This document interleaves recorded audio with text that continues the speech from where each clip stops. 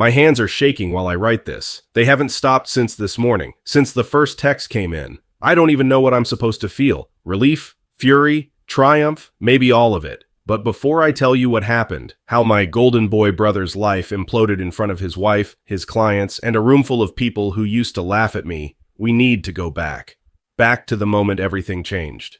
2 months ago, my parents celebrated their 40th anniversary in a rented banquet hall in suburban Denver. Not exactly the Ritz, but good enough to make my mom, Diane, beam with pride in her sequined blouse. My dad, Robert, kept his usual quiet presence, hands tucked in his pockets, offering smiles that didn't quite reach his eyes. I almost skipped the whole thing. Honestly, I thought about faking car trouble or a last-minute migraine. Being the family punchline gets exhausting, especially when everyone's in one room with free wine and a microphone. But I went, because underneath all the resentment, I still love them. Quick context. I'm Lucas, 34. I live in my parents' finished basement. Yes, the rumors are true. I dropped out of veterinary school 6 years ago after a panic attack so severe I couldn't breathe during finals. My life derailed and never quite got back on track. Now I work at a pet supply warehouse while I try to figure out what's next. Not glamorous, but not a total failure either. My brother Grant, the golden child since birth, real estate broker turned property investor. He owns a high-rise condo downtown, drives a Tesla, and is married to Ava, an influencer whose brand is Suburban Glam Meets Pinterest Motherhood. 2 kids, 3 vacations a year, and a lifestyle curated to look effortless. The anniversary party started smoothly. Finger foods, weak cocktails, polite small talk. I mostly stuck with my cousin Jess, who treats me like a person instead of a cautionary tale. I caught my mom glancing my way all night, half proud I showed up, half anxious I'd somehow ruin everything just by existing. After dinner, Dad gave a speech about commitment and building a life together. Sweet, predictable, mildly boring. Then Grant stood up. That smile of his, God, it's polished like he paid someone to design it, glinted under the overhead lights. He grabbed the mic like he was the best man at a wedding. I just want to say a few words, he began, soaking in the attention. To Mom and Dad, for 40 years of love, hard work, and most of all, patience, especially with their second son. You know, the one who dropped out of vet school and still lives in their basement at 34. Laughter. It hit like a wave. Laughter from cousins, aunts, friends, even the waiter trying to refill my water. Someone pointed. Another clapped Grant on the back like he was a stand-up comic. I felt my ears burn. My fists clenched under the tablecloth as I forced the world's fakest smile. Jess muttered, Jesus, that's low, but didn't say it loud enough for anyone else to hear. The rest of the evening blurred. I hid in the bathroom for 15 minutes, pretending to have stomach cramps, scrolling through Reddit until I felt calm enough to reemerge. At one point, Ava asked if I'd met anyone yet, her voice syrupy with fake interest. I wanted to throw my drink in Grant's lap. Instead, I left early and drove home alone. In the car, I screamed. Full volume, primal, windows up, lungs burning scream. Then came the tears. Ugly, throat-clenching, steering wheel-pounding sobs. Not because of the joke, but because this wasn't new. Grant has been doing this for decades. When we were kids, he used to tell people I had a bedwetting problem just loud enough for our neighbors to hear. In college, when I didn't get into my first choice program, he shared it with extended family during Christmas brunch. He's always needed to make himself look taller by pushing me down. And my parents?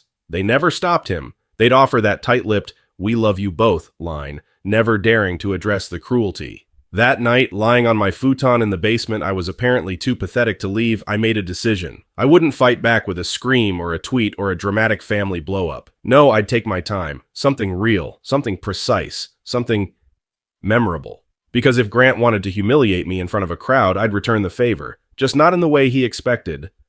The morning after the party, I did what I always do, blended into the background. I grabbed coffee, went to my shift at the warehouse, scanned barcodes, stacked crates, and replayed every second of Grant's toast in my mind. My hands kept twitching like they did under the table, but inside that buzzing storm of humiliation, something had shifted. I wasn't just angry anymore. I was focused. That weekend, my family had our usual Sunday brunch. A Diane tradition, eggs, fruit salad, tiny pancakes no one really eats. Normally, I fake food poisoning or claim to be catching up on applications, but not this time. I showed up early, and it was worth it. I was pouring orange juice when I heard Grant on the deck with his business partner, Chase Darnell. The sliding door was open just enough. They didn't know I was inside, and what I heard stopped me cold. The Palmwood account is shaky, Chase muttered. The trust fund rep started asking questions. She wants clarification on the holdings we used as collateral. Grant's voice, calm, cocky. Delay her. Push the meeting. Say I'm on a wellness retreat or something. We just need the Brighton rollover to hit. 2 more weeks and we'll be clean.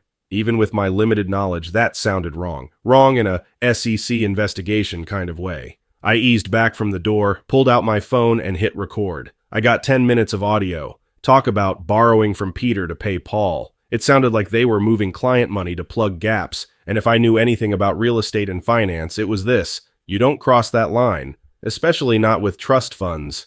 Back in the dining room, Grant flashed me his usual smirk. Glad to see you rejoining the land of the functioning. Laughter again. But this time I didn't flinch. That afternoon, I drove to a coffee shop I used to haunt in college, ordered the strongest black coffee they had, opened my old laptop and started digging. My grades in vet school may have tanked after the panic attacks, but my brain? Still sharp when it needed to be. Especially now. I started with real estate investment laws in Colorado. Licenses, fiduciary duty, regulatory agencies. I opened public databases, checked Grant's firm's filings, dug through complaint boards and LinkedIn connections. The more I read, the more convinced I became. Something was off. Then I did something stupid. I searched for Ava's Instagram. She'd posted photos from the anniversary party. Her, Grant, the kids all in matching outfits, fake laughter frozen in pixels. But I noticed something strange in her captions. They weren't her usual upbeat platitudes. Smiles on the outside, strength on the inside. Sometimes, the people who shine the brightest are the ones hiding the darkest truths. Reminder, you can love someone and still walk away. There were replies from friends. Comments like, DM me if you need anything, and sending love. The kind of code people use when things are falling apart but no one's ready to say it aloud. I closed the browser and leaned back, heart pounding. Grant's life wasn't perfect, and the cracks were already there. So I decided to widen them. Over the next week, I made a new routine. I left the house early, told Mom I was spending more time working on myself. She beamed, said she was proud. I nodded, told her I might apply to a few new programs soon. She nearly cried with joy. Perfect. Every day I hit the library or coffee shops in different neighborhoods, used public computers, created burner emails, set up folders and timelines. I listened to that 10-minute recording over and over until I could quote it word for word. I printed documents from public records, archived posts, filed screenshots. Nobody noticed. Because when your family sees you as a harmless disappointment, they don't watch you closely. You're not a threat. You're invisible. And invisibility is a powerful weapon when used right. By the end of the second week, I had something resembling a case file. Not enough to go to the authorities, but enough to get noticed. Enough to rattle cages. Still, I didn't move. I wanted more. I didn't just want to bring down Grant's career. I wanted to tear down the image he'd curated since childhood. Golden son, financial genius, picture-perfect husband. I wanted to see it all crack. And to do that, I needed to get closer to the one part of his life he didn't control. Ava. So I waited for the right moment to make my move. And as luck would have it, she gave it to me. At Target. A chance encounter. Or so she thought. I spotted Ava in the pharmacy aisle at Target, standing in front of the headache meds, looking utterly lost. She was dressed down in workout gear, hair in a messy bun, sunglasses perched on her head even though it was cloudy. No filter, no carefully posed lighting, just tired. I almost walked past. Almost. But then I remembered her Instagram captions, the stress headaches, the signs. I grabbed a bottle of generic ibuprofen from the shelf beside her and casually said, "If you're taking that more than 3 times a week, it might be making things worse." She blinked at me, startled. "What?" "Rebound headaches," I said. "Common with overuse, especially if it's tension-related. You could try pairing magnesium with acetaminophen, or honestly, maybe switch to naproxen if it's pressure-based." Her eyes narrowed a little. "How do you know that?" I shrugged. "I was in vet school. Pain is pain. Mammals aren't that different." She gave me this long look. Not skeptical, just surprised. Like she remembered for the first time that I had once been more than Grant's loser brother. That look told me everything I needed. She was exhausted, isolated, vulnerable, and I could work with that. We made small talk for a few minutes, enough for her to ask if I wanted to grab coffee sometime and explain that rebound thing again. I said sure. Inside, I was already laying out a plan. We met 2 days later at a local cafe. It started with symptoms: headaches, jaw tension, insomnia, the usual suspects. I listened, nodded, suggested over-the-counter things, sleep hacks, basic self-care. She asked more questions. I let her talk. And she did. About the kids' packed schedules, about Grant's late nights, about how everything on social media felt like a performance lately, how exhausting it was to keep up appearances when she felt like she was falling apart. I didn't judge, didn't pry, just gave her space. That coffee turned into regular texts, then weekly meetups, always under the guise of health updates or life advice. She started venting more, slipping little things, how Grant had become distant, how he was checking out. She told me about a weird phone call she overheard one night. Grant talking to someone named Kylie in a tone that made her stomach drop. She wasn't sure if it was work-related, but something felt off. That's when I knew I had her trust. Meanwhile, I kept my operation going in the background. Every family dinner, every group chat, every moment I spent in Grant's orbit, I was gathering intel. I purposely brought up finance stuff, just enough to get him talking. One night, I pretended I was thinking of investing in crypto. He launched into a half-hour monologue about his diversified strategy. I nodded along like an idiot while he spilled just enough detail for me to make connections. The real break came when I offered to fix my dad's laptop. He'd been complaining about email issues for months, so I volunteered. While I was in there, I discreetly set up a rule to forward any message from Grant to a burner Gmail I controlled. Harmless, right? I wasn't hacking, just observing. A week later, I struck gold. An email from Grant to my parents, delicately explaining a temporary reallocation of part of their retirement fund into a high-yield, short-term project, promising returns, projected graphs, the works, except the numbers didn't match, and the funds had already been moved, without consent. I printed it, highlighted everything suspicious. That night I lay in bed staring at the ceiling. My heart pounded, not from anxiety this time, but from the thrill of knowing I wasn't crazy. Grant wasn't just a jerk, he was a criminal. I kept digging, cross-referencing names, dates, property records. Some of the clients mentioned in emails were elderly, widowed, probably trusting him completely. And then came the jackpot. Grant left his laptop at our parents' house one Sunday, rushed off after a phone call, claiming he forgot something at the office. I noticed the bag on the table, screen still glowing, unlocked. I hesitated for half a second, then opened his email. 20 minutes, that's all I had. I forwarded everything I could to my burner, screenshots, attachments, and then, hidden in a folder labeled personal, were messages to Kylie. It wasn't work-related. They started professional, then flirty, then explicit. Photos, schedules, hotel reservations. I felt sick, but also vindicated. Grant wasn't a prince. He was a fraud. And now, I had everything I needed. Almost, because I wasn't going to just burn him down. I was going to bury him, publicly, in front of the very people who laughed when he mocked me. But first, I needed to understand something deeper. Why? Why had he spent our whole lives tearing me down, and why had our parents let it happen? So I started asking questions, quietly, strategically, and the answers I got changed everything. It started small, casual questions dropped into conversation like pebbles in a pond. Mom, do you think Grant's been a little distracted lately? Dad, did you ever feel like he took on too much with all those properties? Each time I watched their reactions like a detective watching suspects. At first they brushed it off. Diane with her usual optimistic denial. Robert with his go-to grunt of non-committal agreement. But eventually things started slipping through the cracks. One evening while helping Mom with laundry, something I never used to do but suddenly found strategically useful, she sighed and said, "You know, Grant always did get jealous of how easily things came to you in school. You didn't even have to try. He'd stay up all night studying and still couldn't match your test scores." That threw me. I blinked. "Seriously?" She nodded. "Teachers used to say you had real brilliance. Before everything, before you left school."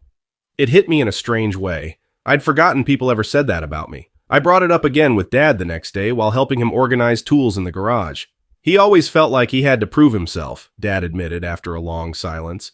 "Took on more than he could handle early on. Got into some risky real estate flips, borrowed heavily. I think he dug himself into a hole before anyone even realized it. Did you ever try to talk to him about it?" He looked away. "He's never liked being told what to do, and, well, your mom thought it was just a phase. We figured he'd work it out." "But he didn't," I said quietly. "No," Dad said. "He didn't." That night I couldn't sleep, not because I felt sorry for Grant, not even because I was surprised, but because for the first time, I realized my parents knew. They knew how he treated me. They knew he was struggling. They just looked away.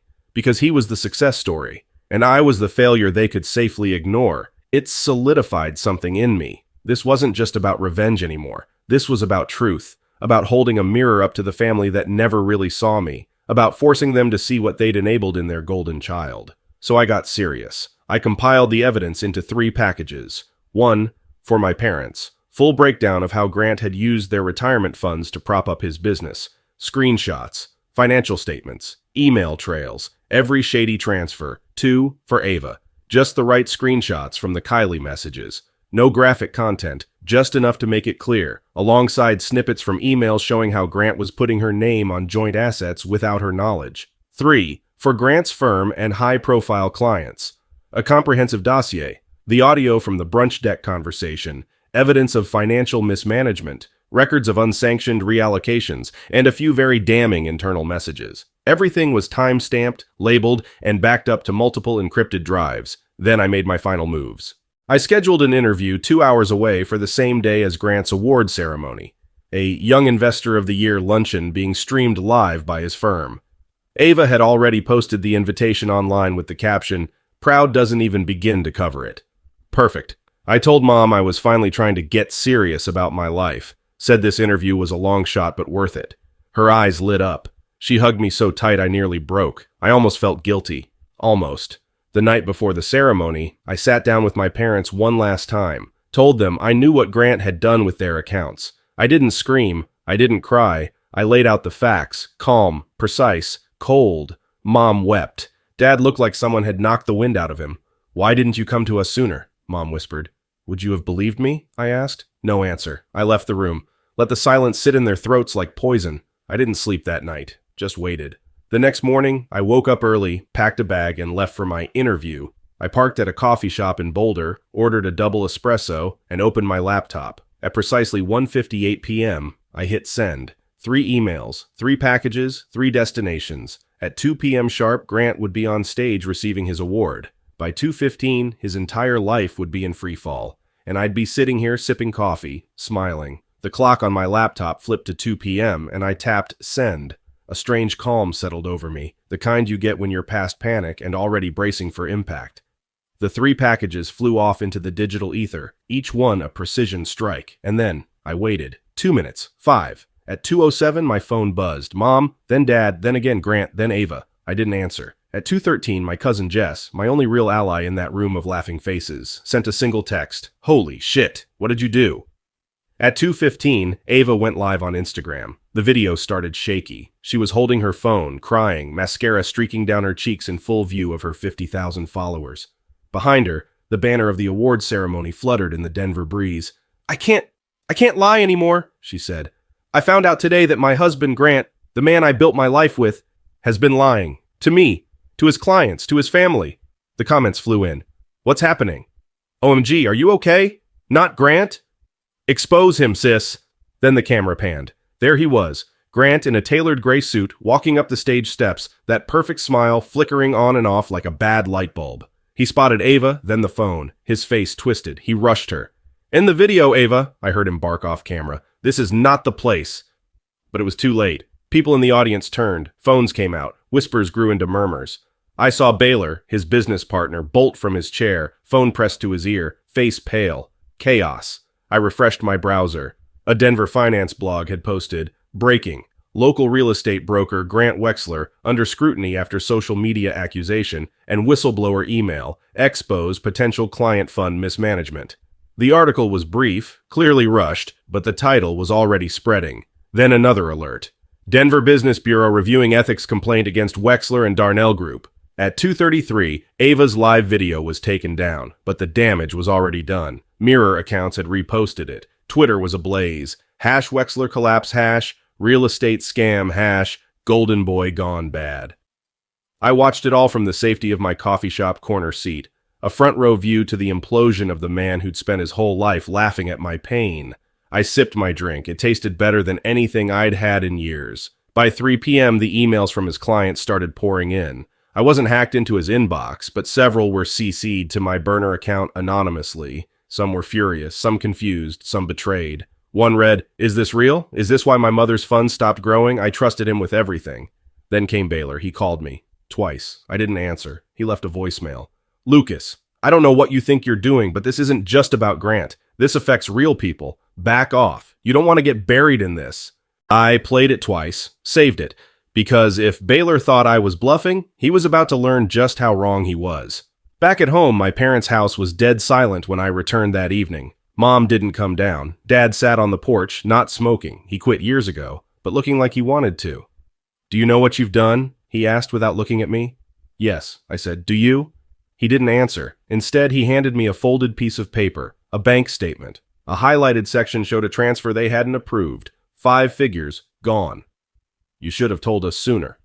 "You should have noticed sooner," I replied. He nodded once. That was the closest thing to an apology I was going to get. Upstairs, I could hear the distant hum of Mom's voice on the phone, soft, cracking, probably trying to explain to her friends why their perfect son's face was on the 6 p.m. news. I walked back to the basement, sat on the futon, and breathed. Not in panic, not in shame, but in relief. Because for the first time in a very, very long time, I wasn't the disappointment in the story. I was the reckoning. And Grant was finally where he belonged, underneath the weight of his own lies, buried. The days that followed were a whirlwind of headlines, phone calls, and family implosions. The local news picked up the story first, then a national finance blog did a full expose. The rise and rapid fall of Grant Wexler, a Denver real estate star's collapse. By the end of the week, Grant's brokerage license was suspended pending a full investigation. His firm, Wexler and Darnell, removed his name from the website within 48 hours. Baylor went into damage control mode, claiming total ignorance and throwing Grant under the bus with breathtaking speed. Clients pulled out. Lawsuits started brewing. And Ava? She left. I don't know exactly how it went down, but I saw her Instagram post a week later. A photo of a suitcase, her hand on the handle, wedding ring gone.